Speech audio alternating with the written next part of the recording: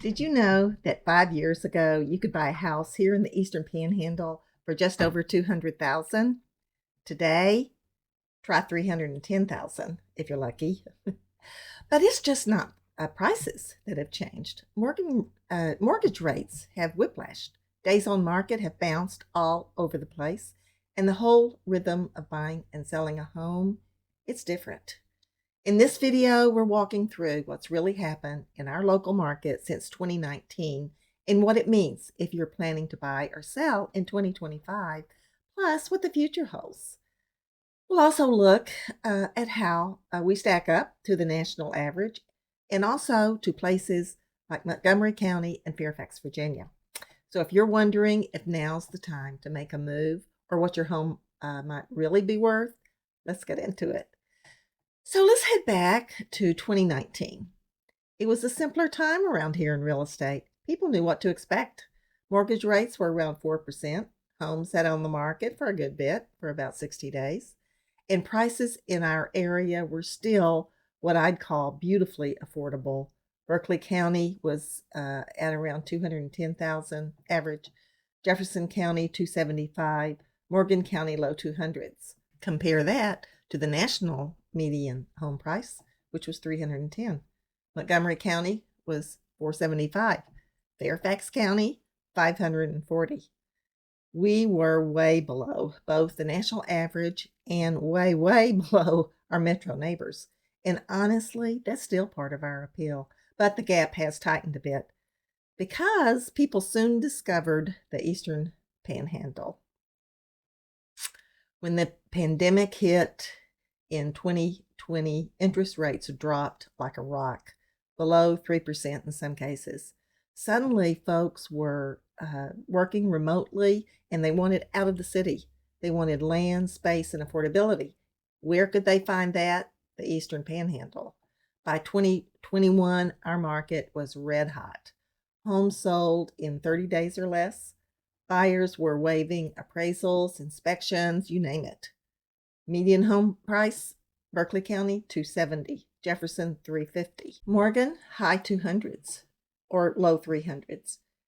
The national median home price was 370. And in Montgomery County, it was 560. Fairfax County, 625. And guess what? Even with those jumps, we were still a huge bargain compared to surrounding counties. Then in 2022, the pandemic started getting pretty much under control, and the Fed stepped in to cool inflation. They raised interest rates fast. Mortgage rates crossed 6% and kept climbing. Our market slowed, but it didn't stall. Days on market crept up into the 40 to 50-day range, and price growth leveled out somewhat. Berkeley County was at 287, Jefferson 360, Morgan 260. So here we are in 2025. Rates are hanging around 6.5%, and the housing market is trying to find a new rhythm so people know what to expect.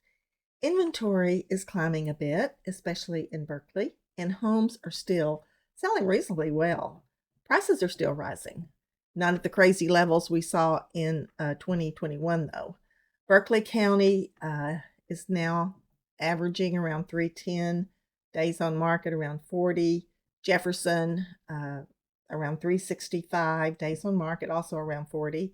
Morgan County 257, days on market 57. National median price 387, days on market about 70 days. Montgomery County, their median price now is at about 630, and Fairfax County 680,000.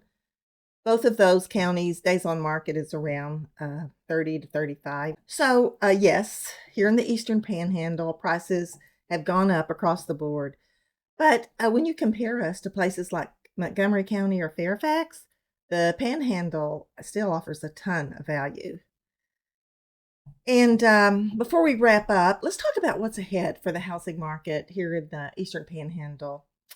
Most experts predict mortgage rates will inch down, maybe closer to 6.2% by the end of the year. If that happens, we could see a noticeable jump in buyer activity as affordability improves just enough to pull more folks off the fence.